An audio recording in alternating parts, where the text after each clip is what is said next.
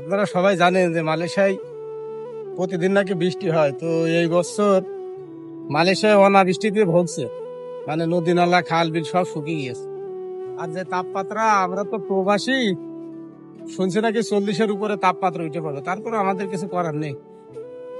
একটুক্ষণ যদি দাঁড়াই নেবা বসা পাই তাহলে বসরা কাউ কাউ মারা দেবে। এবারে মালয়েশিয়া আসতে যাচ্ছেন, খুব তাড়াতাড়ি চলে আসেন, দিনই লোকজন বেশি হলে গরম কম পড়বে না। হ্যাঁ, আর সবাই আমাদের জন্য একটু দোয়া টোয়া হ্যাঁ, করেন, যাতে আমরা গরমে মরে দূর।